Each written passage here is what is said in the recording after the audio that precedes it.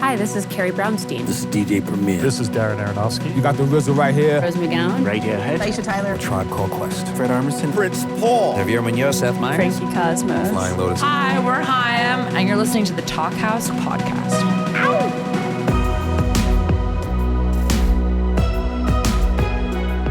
Hello and welcome to the Talkhouse Podcast.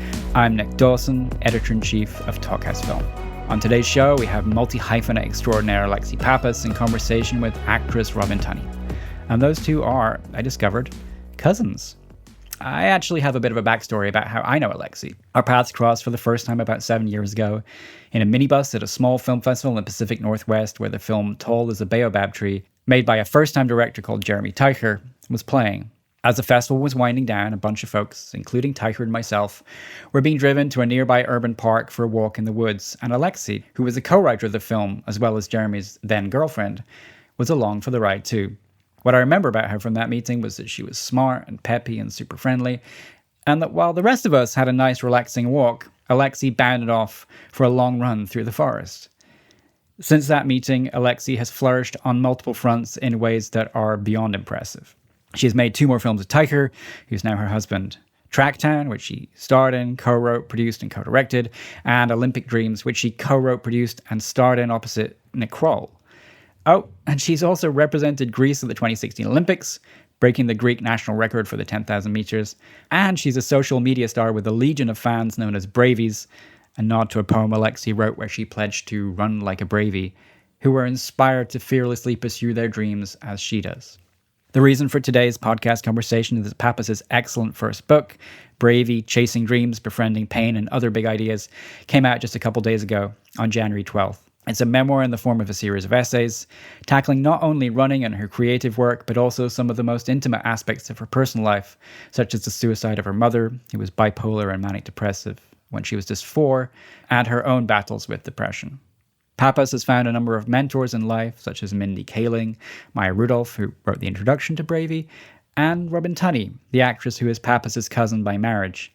Tunney, of course, broke through in the 1990s with films like Empire Records and The Craft, was one of the leads in the long-running CBS procedural The Mentalist, and most recently was the star of the CBS show The Fix. When Alexi and Robin spoke last year, Robin had just finished reading Bravey, and the book was a springboard for a very open, insightful, and sometimes funny conversation about topics such as the shadow of mental illness, self-care, the challenges of finding the balance between career and family, bonding with others over trauma, how the thing we're best at may still give us discomfort or pain, and a whole lot more.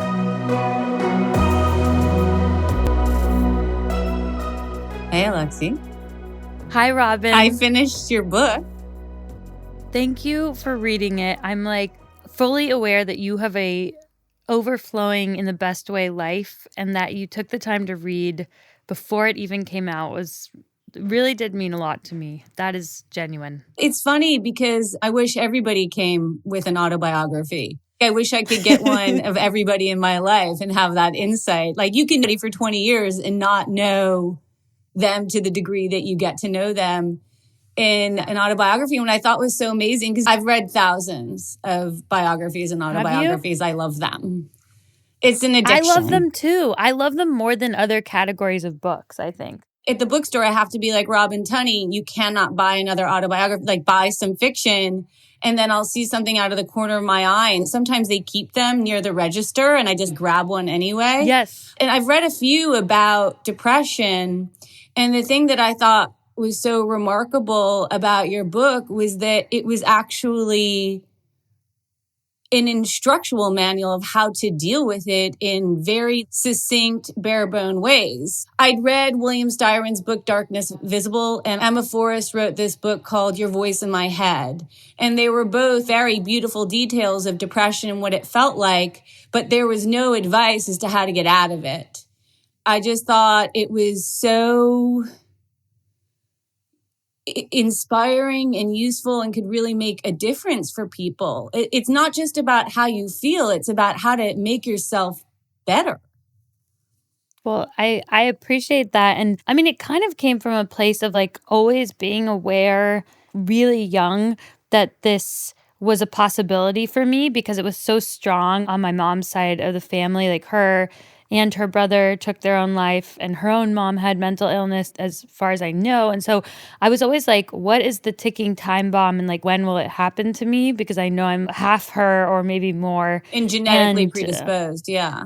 Yeah, and the awareness that it probably would at some point, and not being sure when, and also growing up feeling like people talked about depression and suicide as if they were inevitable, and that was always really scary. Some of the stories I'd heard about her were like, she just had to go. That is so sad, and so I think when it happened to me, I just didn't really know that there could be a way out of it. And when I learned about that, I felt silly that I didn't know any of those tools before. And I wish that I had. And I wish for people to have the vocabulary and tools to see it more like a scratch on your brain rather than this forever, a life sentence or a death sentence. Yeah. It's interesting, though, because I feel like people tell that story so they can move forward.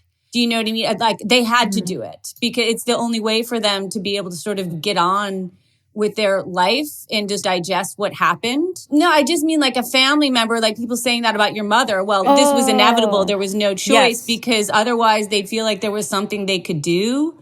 So I feel like they have to do that, but it doesn't need to be that way. And the other thing I was really moved by was the idea that we need talk therapy. And I think since the 80s, it's been this thing of like, oh, you have a chemical imbalance. Here's a whole bunch of pills. There's nothing you can do about it. Just take the pills for your chemical imbalance and don't do anything else. And this idea that you need a good doctor to talk to, and we need to talk and work things out and have a really regimented schedule, like the same way you're regimented in what you do as an athlete, as a creative person toward your mental well-being. And everybody can use that. And especially, I know your fan base is a lot of young girls because there's so much, all of these young girls and young people, they know all the button words like, I'm anxious, I'm depressed, but they don't know what to do about it. Yeah. And well, it's funny when you talk about just like we would treat our bodies, because I even think about when I first moved to LA, a little over a year ago, and I actually got advice from you about a massage therapist. And look, you are an active, thriving person, but that you take care of your body in that way and that you might see a massage therapist regularly. I think that even that attention to our body is like a newer thing. Like in the last 10 years, my dad is paying attention to his body or taking care of it before it's a problem. So that's newer. And I think with mental health, maybe that can follow in suit. Like it's not just for the dire situations that we might get that kind of help, but it's more preemptive, regular care like we might do for our body. Like we might also connected. Right. If you're eating terribly, if you're not taking care of yourself, if you're not taking any time out for yourself, it's going to affect your mental well-being. And I thought that was another part of the book that am I talking about it too much? No, I'm blushing. No one can see. I'm very honored. I thought was really interesting from the worksheets that they had your mother do when she was institutionalized that were basically making her sicker. The idea of making her write down how she could be a better mother and how she could improve her career while she was struggling and should only have been focusing on herself. And I think culturally, especially for women, there's this idea that, oh, no, you have to put the pedal to the metal. You have to do it all. You work, you're a wife, you're a mother, you have to do it all. Don't complain because women have just gotten the right to work and parent. So do it all. And I really felt for her in those moments. With men, it's so much easier for them to be like, oh, I have to focus on whatever this is right now. Whereas women are expected to, as the caretaker, to be helping everybody else. I think to take a step back for the people listening, Robin, you're my now cousin. We've married into becoming cousins. And just so people know, I'm like a later bloomer into the acting world, but I certainly am grateful to have you as a mentor to me. And there have been times when you don't even know that you're setting a good example for me. But one of the conversations I'll never forget was really about family decisions and career decisions. And I felt really grateful when you told me that, like, it's okay to have a family if I want one anytime, whenever, but it's also okay to take the time for myself to explore that career. And I wanted to know if you would be willing to talk a little bit about your own trajectory, because I think it's remarkable that you've so seemingly confidently made the choices that you've made in your life to pursue your dreams. And now I think your life has shifted a bit, but you're the same person. I always knew that I wanted to have children, but I was a late bloomer with that. I had things to get over from my own childhood. I had to figure out how to choose to be with the kind of person that you should have a child with. And I did career things. And thanks to modern medicine, I got to have my kids later on. Yeah. Men have always had that choice and women have not. Yeah. And if I hadn't have had doctors and IVF, I would not have been able to accomplish what I had in my career and have a certain amount of financial independence by the time I was ready to have kids. Yeah. Because I was ready much later than my body would have allowed me to. And now I can focus on my kids and be present in a way that I wouldn't have been able to, especially with my career. Because as an actress, you travel all over the place and you're here, you're there, you're everywhere. And you can't drag your kids around for the show. They need to be in school. They need regularity. Yeah. And the idea that I was able to work and then save, and now I can focus on this and pick and choose when I want to leave because I did work. And I had income for that much that I was able to save and I don't have to do it now is a huge, huge gift. And we didn't have those options before and men always have. There's also the thing with work too, where like what man has ever had a baby where people said, oh, are you going to keep working after the baby? To the man, they only asked the woman. Right. I'm just so curious because I feel like for me, putting together those mentor, like that advice has been like a patchwork quilt where I seek it out in people that I'm able to have interactions with, like you, or I seek out advice through podcasts, through ways, even when I can't be in the same room as someone. And when you were making these decisions, I'm genuinely curious, did you have good mentors or did you have good instincts or did you have bad experiences or good experience? Like what drove you? When I was 19 years old, I did a sitcom for CBS. And I was so excited that they were paying me to do something. And there was another actress on the sitcom named Margaret Whitten, and she lived in New York. And the first day I met her, we were at the table read, and she said, if you're on a sitcom, how are you ever going to do Shakespeare in the Park? And I thought, I've done Mars bar commercials. I'm not doing Shakespeare in the Park. What are you talking about? That's not on the agenda.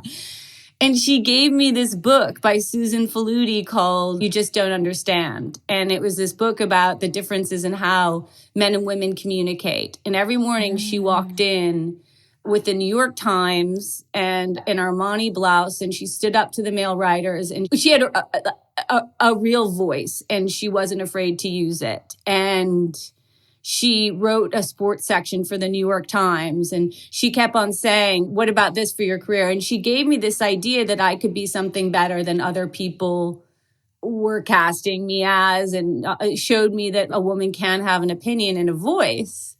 And it was before email and cell phones and all that stuff. And I went to see her and visited her a few times. We'd lost touch. And I did my first play in New York 5 years ago. And opening night, there was the biggest bouquet of flowers, and they were from her. And she said, see, I told you. Oh my gosh. And I hadn't spoken to her in 15 years, and she'd gone to see the play that night. I'm sure she knows probably intuitively the impact she had on you. It sounds like you saw her on a daily basis, and what a privilege. But even just the one instance of her saying that to you and recommending that book to you, it's so impactful. Like people can really do that to each other. I'm just in awe because I know you moved to LA when you were 18. I mean, that's the bravest thing that you could have done, right? But I'm sure your brain wasn't even fully developed. So I'm sure there was a lot of inputs, into your decisions in life if you took them or not. It's weird. I was thinking about this when I read your book because I was really surprised. I didn't realize that when you had the capacity, the athletic prowess to go to the Olympics, that running still hurt. I thought running felt good for people who did that and that there was endorphins. I didn't realize how much pain was involved and what you were running from, the grief of losing your mother. But I feel like it's a similar thing with acting. When I arrived here, I needed it to work out. Yeah. Failure was not on the count. I didn't have a fallback plan. I didn't have any money. There was nothing else I could do. And I was willing to throw myself into the fire for it. And sometimes I wonder if people with better boundaries wouldn't do things like run in the Olympics or try to become actors, because you really do have to be willing to lose your dignity. You have to be willing to beg. Yes. And I think that there's people who might have been parented better or were raised in a different way where they don't need it enough. I think we all have the survival instinct in us, right? I think something that I was excited that you, I think, identified with from the book was that the difference between being interested in a dream and committed to it, where those who are just interested in chasing whatever dream they have might stop or see any obstacle as an excuse as to why that dream was impossible. And I think those of us who are committed, what's from a, challenging survival place or otherwise, just plow ahead, whatever that means. And I've always felt like the athletics and the acting are similar because you're performing, you're vulnerable, you're in a costume in both scenarios. You might fail, your people are watching, and it's a privilege, not a right, to be there. And it's a privilege that you feel like you have to continually earn and prove your indispensability, right? I love that. But it is also, like you said, takes a certain type of person. It's weird because Nikki, my partner, he had wanted to act, and we've had conversations where I'm like, well, why didn't you keep on going? Or what made you decide? Because he stopped before I met him. And he said it just wasn't making me feel good. Mm-hmm. And what I do does not make me feel good 85% of the time. Yes. But because it's uncomfortable and I cannot stop doing it, I'm constantly trying to push the envelope, and I spend hours now I'm writing, and I'll do whatever because the idea of feeling uncomfortable is really familiar to me and I don't mind it. Maybe there's a joy in that discomfort because you know that it's leading towards your moon or your North Star or whatever. It's to accept discomfort as a sensation, not a threat, is a really meaningful step to take in life too, right? Well, also recognizing that it's not permanent. Yeah. Oh my gosh.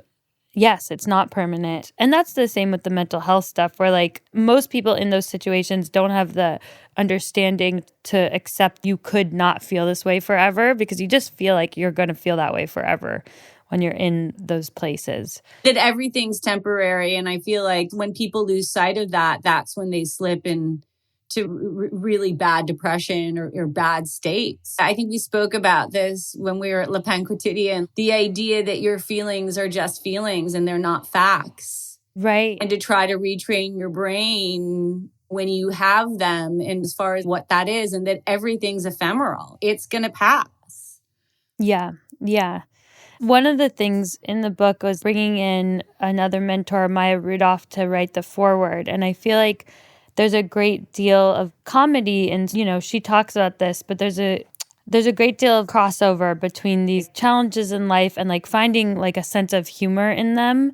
And I think that's something she wrote well in the foreword. Yeah. But I think it's something that you do well, with to take yourself seriously enough to pursue your dreams, but also have a bit of a sense of humor when it's appropriate in the process, And I tried to find that with the book. It's just not productive to simply be bitter or upset Well, it's also not who you are. I think that there's that sort of age old, like all comedy is rooted in tragedy. And the funniest people you've met have had the most harrowing lives. How true do you find that to be? I've found that to be true. To be true. It's interesting. I thought it was funny in your book when you said Jeremy's dad found you a life coach.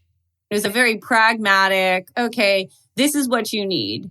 And the environment I grew up in, we all communicated by making fun of each other. There was no earnest, there were no toasts, there were no pronunciations of love. It was like a dark comedy, just relentless at each other. And sometimes it's hard for me when I'm in other family dynamics to completely feel comfortable because it's not the way I grew up. And in your book too, you're saying your dad was not affectionate. He was not a big toucher. No touching and no talking about feelings. I didn't have it either. So I think it's cultural in a way. I don't know if it comes from your parents' heritage, but I'm Irish. And everybody in my family, you get blind drunk on Christmas Eve. There might be some pronunciations of love in that. There's gambling at parties, but it's like family things. And they have each other's back and they really love each other. And they would give each other anything, but that's how they relate, by making fun of each other and making jokes. Yeah. Well, I wonder how that will affect us with our kids. I mean, my kids are invisible and don't exist, but yours do. That's the most confronting thing about parenting, when you see your child mimicking that's so you, or making a joke out of something. Inevitably, it'll come through. But I think it's also a good way of having a sense of humor about yourself is the only way you can grow. Because if you're punitive, you're never going to try something new. Right. Or afraid of being wrong. And like, that's a gift. I don't know if it's from my mother or whatever, but I have no problem with trying anything before I know how to do it. And I'm not afraid of looking like a fool. And I think that there's downsides to that, but you have to accept them. You can try to work on them. But my kids are definitely going to have my best and worst qualities. That's amazing. If people could see your face right now, it's all sorts of expressions, all with an undertone of amusement, And I think that's something that I've always observed about you is like you're doing amazing stuff, but you also seem to be amused a bit by what you're doing, and that's fun to see because it makes it feel a little less scary to think about doing something like you're doing. Having kids, you mean? Having like a little bit of amusement or a sense of humor about it, even though it's unknown territory. And I think all of the things that you've done are like pretty original things, even though you're joining traditions of actors and mothers and all the things that you do, writers. I think that the way that you've done it is pretty original, and the way that you see yourself feels like with that humor and with that amusement of it's a lightness, even if what you're doing is hard. And that sounds like a more fun way to live. I don't know. I don't know, but I wonder if that's a choice or if that's just the way people are hardwired. Man, it's just so cool because, you're my cousin now. I feel so lucky to like have family where, man, I do feel like we're related. And like, I do feel like you understand that those stories in the book, you're like, yep, I get it. Maybe it'll surprise some people, but I genuinely, like, when I knew you were reading it, I was like, I feel like she can handle it and she also gets it. It's interesting because the details that you share about your mother, I knew that she'd passed away and I knew how old you were, but I didn't know the times leading up and what you'd remembered and what you'd taken away from that. Because Nikki's mom died when he was 3. Right. So you were a year older. So I think that you have more real memories. Yeah. I think his memories are based on photos where he made the story up with the photo. Yeah. I was almost 5. Like, you can remember. Yeah. It was harrowing, but it is weird. It made you the Olympian. It made you the artist. It made you everything that you are now, which is amazing. And a survivor. To think that there's people in the world who they'll get into a bad relationship or they're so afraid that they cannot take care of themselves that they're not going to be able to survive. And when from a really young age, you're faced with adversity and surviving and navigating your way through other people not doing that stuff for you. The way your father parented was really kind of great. because he did make you self-sufficient. And that's always what I try to remind myself with my kids. Is my job is to make sure they can take care of themselves, not to do everything for them. Mm-hmm. And this idea of like, you can teach them lessons, you can do things, but they're going to have to fall on their face. They're going to have to be uncomfortable sometimes, all this stuff, like where just like not throw everything at them. Although he does have lots of snacks. I mean, you and I have this in common where we're like, the biggest fear is that there is not an overstocked fridge and cabinet. And I think we're allowed to have that for the rest of our lives. Like, my fridge will never be empty. And It's like that's the just treat. the way it is. Yeah. And that's a harmless, when I think about some of the overcompensations we might do now, there are some like that are perfectly harmless. It's not going to hurt anybody if I buy 2 of the kind of cereal that I don't want to run out. It's like, that is what it is. Sometimes I do find it hard to bond with somebody if I felt like they've never had trauma. Yeah. So, okay. So that is really interesting. And it's not anyone's fault, right? So how do I even have found that some people that I meet who haven't, it's not their fault, right? Not at all. And it's also what you would hope for your kids, where I'm like, that's the girl who had the right jeans, who had all the clothes, who had blueberry pancakes for breakfast. Yeah. And who went on vacations where I would put self-tanner on my legs and pretend I'd gone to Florida because like we weren't going anywhere. There was no money for that stuff. Everything was a story, or like that's the girl who had all those things.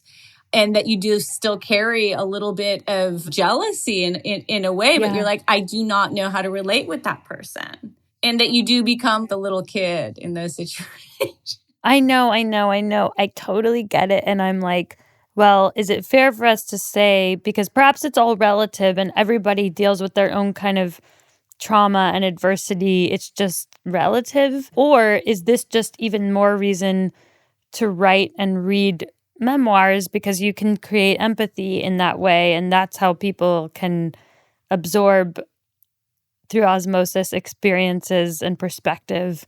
Or is it that there will always be a sort of special bond between people who connect in that way and a chasm between those who don't? I'm just thinking about it because you can feel it. I mean, I think that's why when I met Maya Rudolph, I just felt familial with her, and it wasn't as if Well, you'd both lost your mothers and you didn't know that about her, but somehow you sensed that there was something. Just something where you're like, it's just a certain way of growing up, and it creates, or at least our experiences were more similar because we also had similar family. Like, she had an older brother she was close with. She was close with her dad. We have a stepmom in our life who feel like they are playing, similar roles.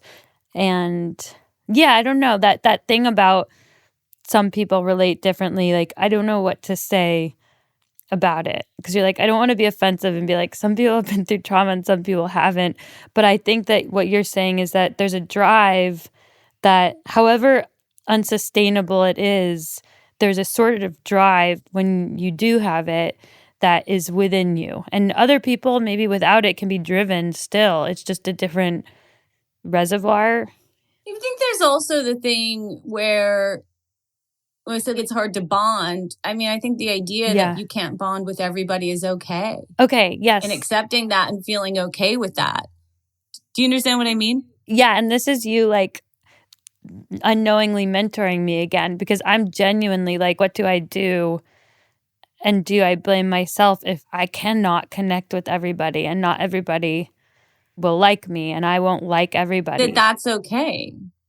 And it's the same with work. You can't work with everybody. And I want to make everybody happy inherently. And I want, the director to think I did the best job possible. I want everybody to love me.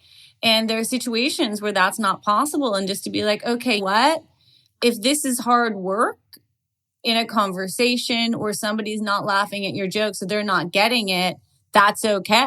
They're hardwired differently, and you can just move on. Because in the past, I would just try harder and be punitive.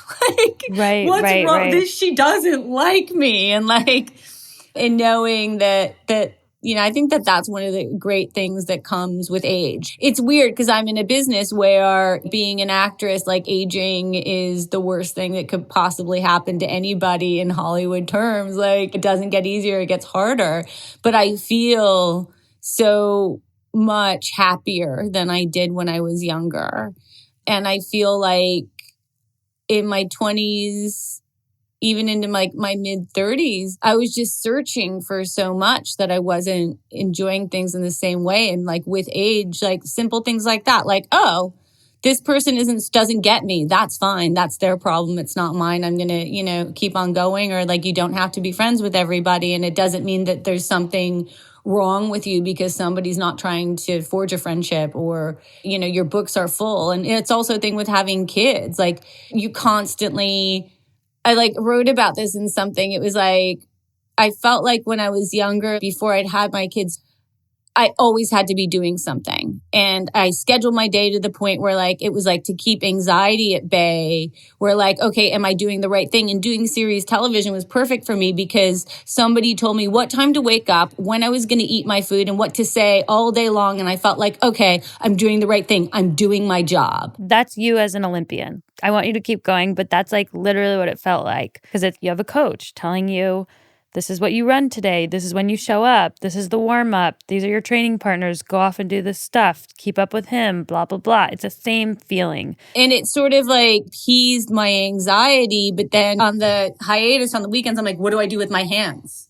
Like yes. I couldn't just sit. I always had to be doing something. And with my kids, I always know what to do with my hands because they always need me too. So it's a thing where you're not left, with idle time.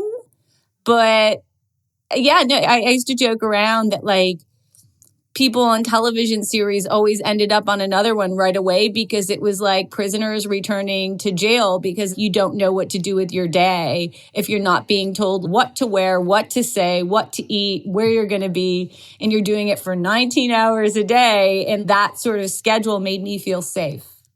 Yes, I completely understand. It's the same life of an Olympic athlete. And it's also what I think I'm craving when I think about a life in the creative world. And it's why television feels safe when I think about it.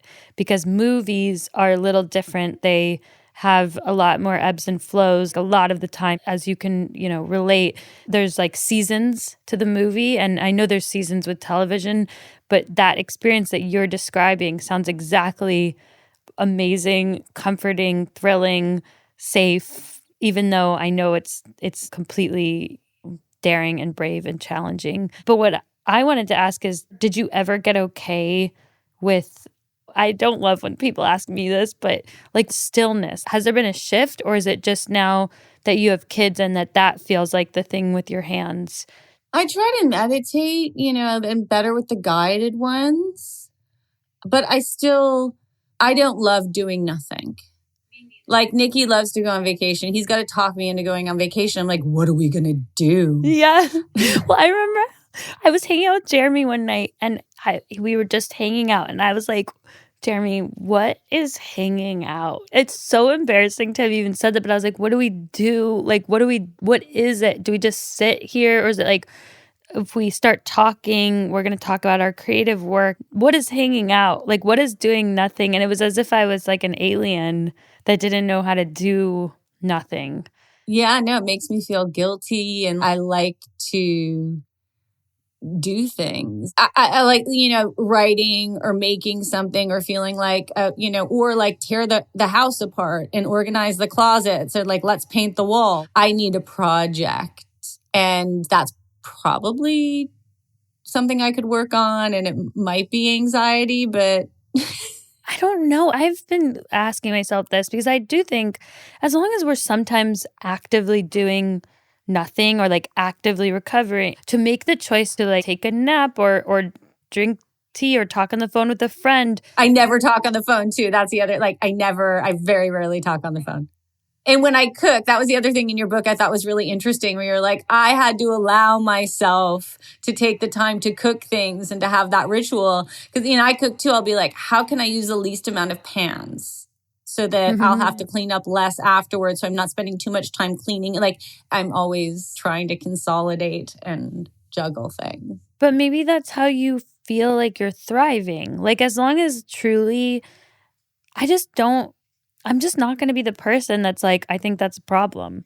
Because I just don't. I do think if at the end of the day your willpower is super low and like you're super drained and not happy, then that's the problem. But if for some reason you have different things and activities and triggers that refuel your willpower or make you feel like you're thriving than Nikki or than anyone else in the world, that's not a problem. That's just knowing yourself. That was the really interesting part about your book that I liked, was that idea of willpower chips that you and Jeremy, like, you know, the points, and like you're either doing something that's adding to your willpower or taking away.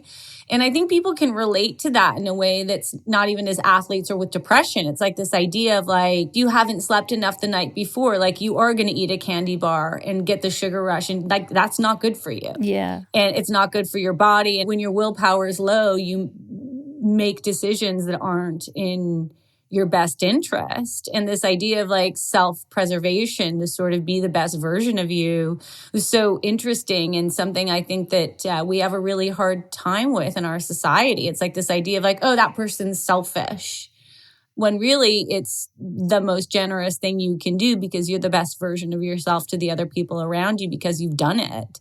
As you have children too, the time gets even more narrow, because it is this thing where like, I have to take a shower. And sometimes it'll be like, it's so busy in the morning, I haven't had time to take a shower, and I don't feel good because I haven't had a shower. And it's like, take the 4 minutes and jump in and jump out. But you do have to remind yourself of stuff like that all day long. It's okay. It makes you a better person. Right. And it's like not useful to have the secondary emotion, which is like judging your emotion or judging your need. Like those are just the least useful things in the world. Like feeling bad for needing XYZ or feeling bad for feeling XYZ. It's just a backpack we wear. And it helps me to know that someone like you exists who is similarly productive, might be the word, but it's just like whatever it is, I'm glad to know that there's someone else in the world that feels like me, because that in and of itself is enough to give me the confidence to feel like reorganizing my kitchen on a Saturday is a fine thing to do. You know, it's like sometimes what's cool is just knowing that someone else is like that, because there's less humiliation in pairs and in teams and in groups than there is alone. That was another thing in your book I thought was really interesting, is your mother's family's inability to recognize what she was going through, that basically catapulted her into further depression because there was shame attached to what she was going through. And when you have a mother who's saying, I can't talk to you until you snap out of this, you need to stop behaving like this, nobody's going to get better. And that's a more extreme version of what we were just talking about. But it's like, okay, I'm not great on vacation. Okay, I'm not great with this. Like, there's no shame in it. It's who you are, and like you can deal with things. But with your mother, it was like the people in her life other than your father weren't allowing her to have these feelings and weren't willing to try and understand what she was going through, as opposed to just sort of judging her. My dad's Irish, and he'd say, you know, the best thing for depression is working 15 hours a day. That's what we did in Ireland. I was like, yeah, and everybody's an alcoholic. How did that work out for them, Dad? You know what I mean? This idea of like, no. You're just not working hard enough. If you're idle, like that's why you're depressed, as opposed to understanding the feeling and addressing the feeling. Yeah. You know, it was like really cathartic. I read the book to my dad first in person because You read it out loud to him in person?